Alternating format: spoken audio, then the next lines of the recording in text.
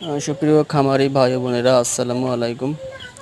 Broiler মুরগি পোষার পাশাপাশি আমি কিছু কক মুরগি পালন করছিলাম। এদের বয়স আজকে 40 দিন। 90 পিস মুরগির বাচ্চা আমি তুলছিলাম।